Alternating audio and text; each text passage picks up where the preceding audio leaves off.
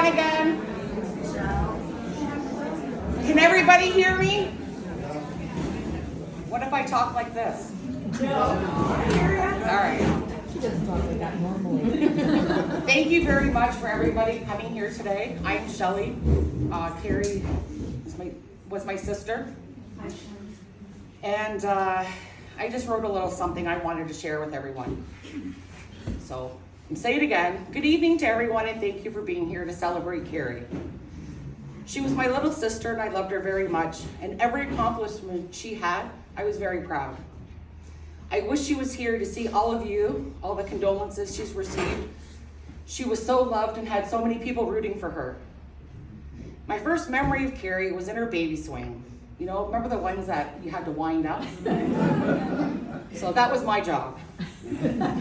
Then in 1980, we moved to Bowmanville, where we literally ran the streets all hours of the day and night, many bush parties, sneaking out and covering up for each other when we weren't mad at each other. When we were mad, we would just rat each other out. We really did have some good times. Kerry also had a few local jobs in town. She worked at Skylight Donuts when they used to have a restaurant. She worked at the chip truck that was outside of Beaver Lumber, and also the chip truck on Old Schoolog in Hampton. Kerry became a young mom at 17, and she was great at it. She went right back to school, and many days she was able to bring Josh to school so she could show him off. After high school, Kerry went to Durham College and became a registered nurse. She worked so hard, she had moved into the house by the time she was 19 and worked part-time at Strathaven while going to school full-time. Kerry had a few medical issues during her time at college. She ended up in the hospital with a rare blood clotting disorder, so she took that semester off. She healed and went right back to school after.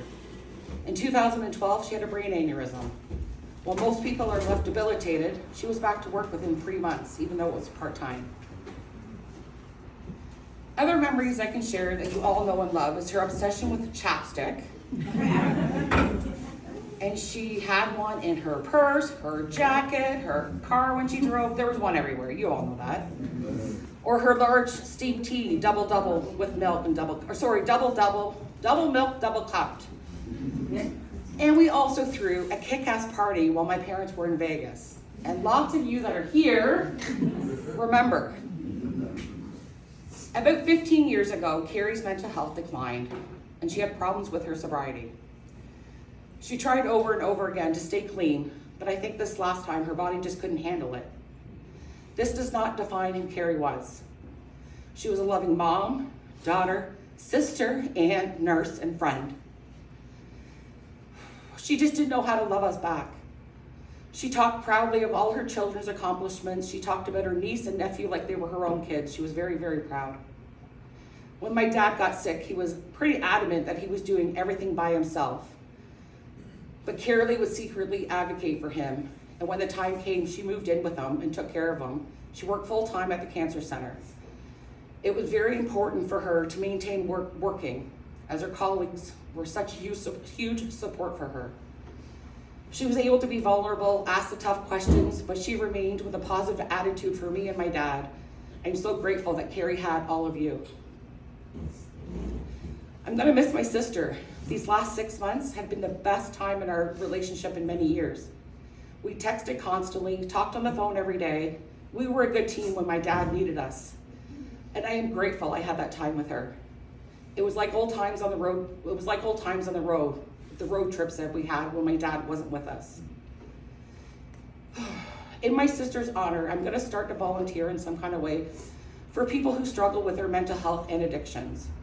Kerry volunteered back in 2017 at Backdoor Mission.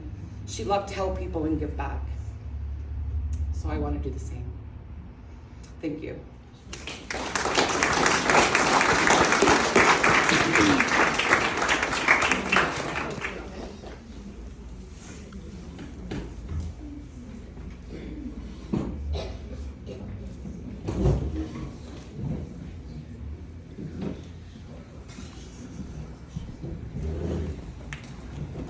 Hello everyone. A lot of you know me as one of the twins. I'm Tyson. I've been trying to figure out what I was going to say for a while now. every time that I go to write something down, I just get to the thank you everyone for coming, showing your support, and then that's it. So we'll start there. Thank you everyone for coming. I appreciate everyone being here. She would be really surprised at how many people actually turned out for her birthday today and celebration of life. So thank you again. There's a lot of things that I'm gonna miss about her. Some things I didn't know that I would actually miss, like when she came home from work and I just wanted to go upstairs and play some video games, but I knew I had to get a day recap from her, and she had the memory of an elephant. Like she'd come home and tell me everything that happened, like not even with her patients, but for other nurses and whatnot. She'd tell me all the drama and stuff like that too. And it would get a little exhausting, but you know, it made her happy, and she was happy telling me about it. And a lot of you know, she had a weird sense of humor. It was good. I didn't know some of it was that funny, but she'd always just like sit on the couch and she'd lean over showing me a meme and like wait for my reaction. She'd be like, is that fun? I'm like, oh, that's good. And she's like, I just love that. So it's that kind of stuff that I'm gonna miss. And yeah, I'll leave it at that. Thank you everyone for coming. I appreciate it.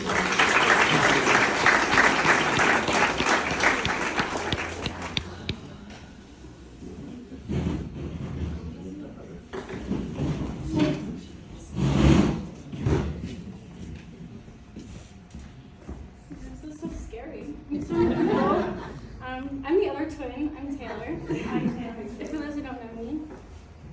So I also wrote something, so I'm just going to read that. So when I think back about the memories I have with my mom, the first thing that comes to mind is that we used to sing Hail or Delilah at the top of our lungs. That was our favorite song. And every time that song comes on, I always think of us singing that. I remember when I didn't want to go on an overnight Girl Scouts trip without my mom, so she volunteered that weekend so I wouldn't be alone. Remember, I used to have night terrors at night, so my mom would let me sleep in her bed every night so I wouldn't be crying all night.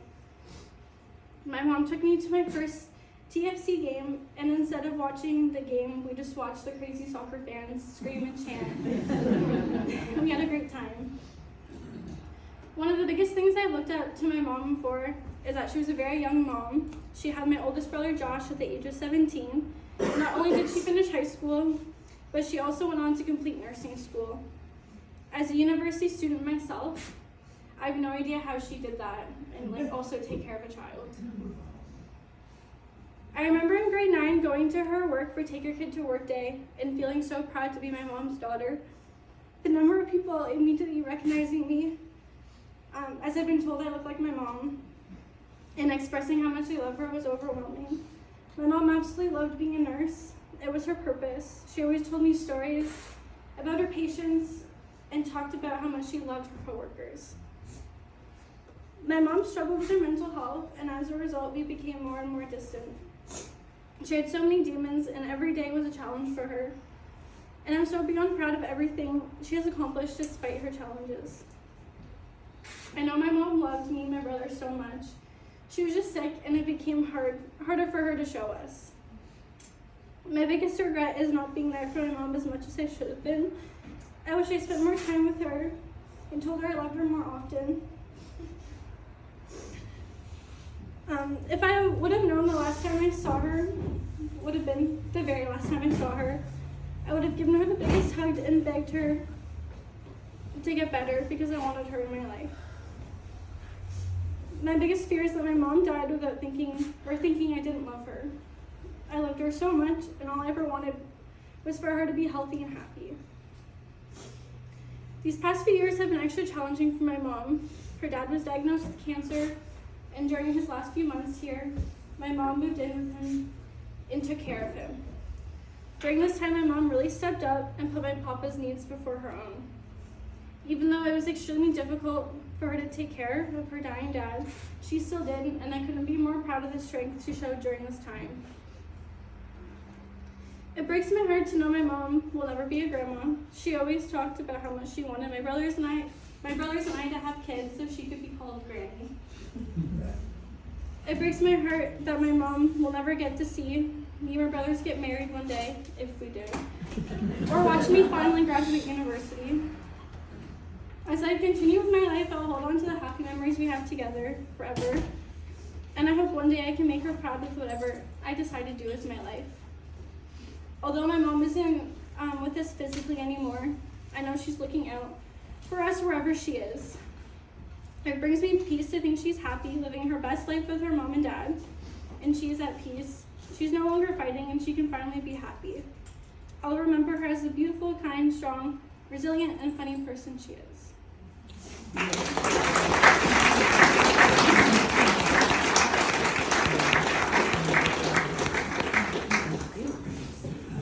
If anybody else wants to come up and say a few words, you're more than welcome to. If not, is there anyone?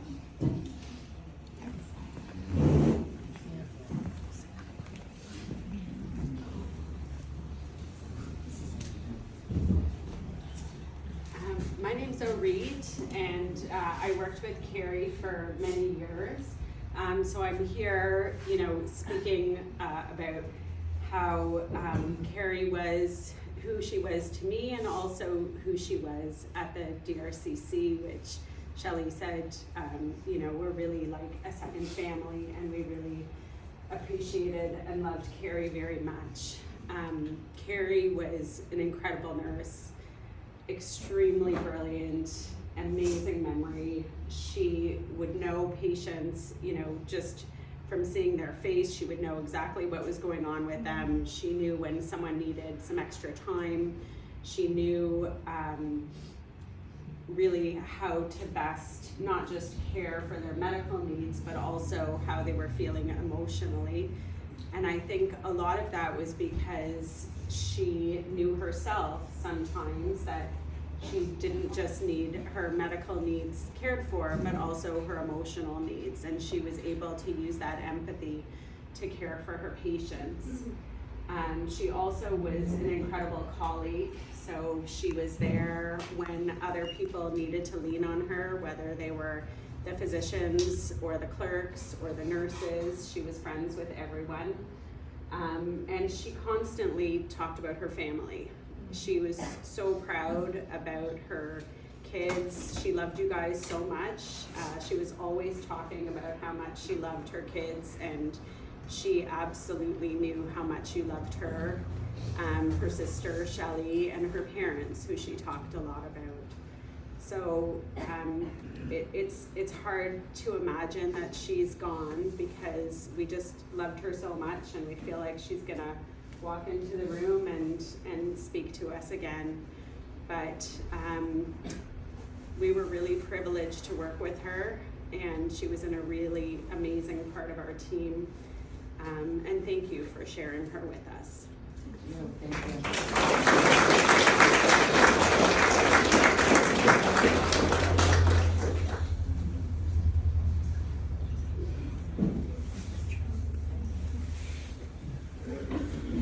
Anybody else? Oh, here we go. I'm Dar. I was a very close friend with Kerry. I sponsored her for right up until I didn't. And we had a lot of good times together. She was kind, compassionate, loving, empathetic, smart, funny. And we went on some road trips together. And I know how much she was loved. And she will be missed dearly by Alcoholics Anonymous, all the friends that she made, and she will be shining inside. Thank you.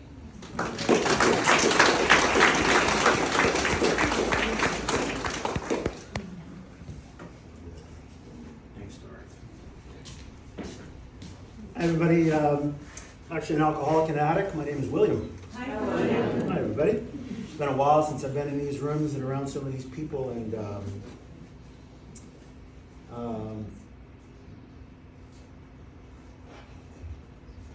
Kerry was, in my eyes, Kerry was always a natural born caregiver, you know? I came into the rooms very rough around the edges, and anytime I ended up at her home group, she didn't know me, but she always came up and said hi, and kind of gave me a bit of a high five or a bump fist and said, "Hey, buddy." And I was always like, "Oh boy, I'm in trouble now." And so, of course, I would get escorted to the front and sit down, and she'd always make sure if I was not in good company with her, I was in good company with other folks in the rooms. And so, many years later, I ended up getting sober, and I got a job at the Backdoor Mission, and I was a chef in the food services coordinator for the first about 5 years, which is where I met the rest of the alcoholics in this room, darn. I couldn't understand how come all the alcoholics wanted to be at the Backdoor Mission, but it was about being of service to others. And of course, eventually I ran into Kerry yet again, and she walked into my kitchen one day, and she's like, knocked on the door and said, "Hey chef, sorry to bother you." And I was looking at her like, "Don't you remember?" And she was like, "Oh my gosh." So anyways, of course, we picked up where we left off, and she would come in every now and then when she was on shift, and she'd say, "Hey chef, do you mind if I sneak a little something, something?" Because of course, what was Kerry doing? She was out on the sidewalk somewhere taking care of somebody.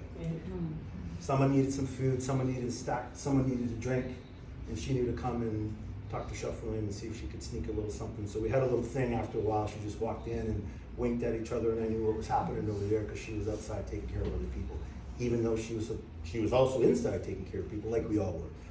Dar can vouch, we saved many lives at the Backdoor Mission, and Kerry was a part of that. And I had, the last couple of months I've had a tough go with my health and a bunch of different things, and I've had a relapse a year and a half ago. I'm since sober since, but when I heard the news about Kerry, it just reminded me that that's all of us, and so I just got off surgery on Monday, and I just had to come here today, and to come to say to the family, like someone else shared, thank you to the family for sharing just a little bit of Kerry's spark with all of us. Because I know for a fact that every single person, not just in this room, but every single person that came into contact with Kerry, their lives were changed and their lives were impacted for the better. And for that, I personally am very grateful. So thank you to the family and thank you to Kerry. Thank you, everybody.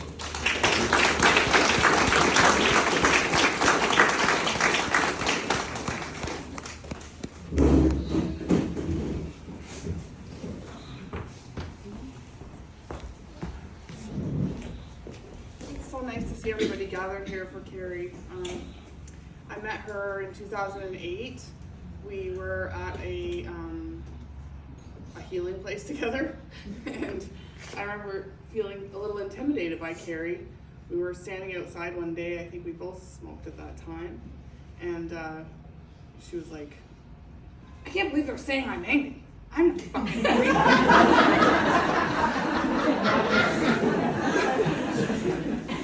Anyways, we were far away in that healing place together, and I didn't know where anybody lived, obviously, that I was with there, and I was happy to find out that Kerry and I lived in the same town, and so we started to hang out. So back in 2008, I couldn't stay sober, and I don't know if she did, but I wasn't able to pay attention back then. But by the time I came back, we were always crossing paths. We went out a few times with our daughters to shows. We went to the Santa Claus parade together with our kids when they were smaller, and we went to see Boy George together, and we all wore tutus. We were red, gold, and green. It's one of my favorite memories with Kerry, and I saw her at her best, and I saw her at her worst, and I loved her all the time. So she'll be missed.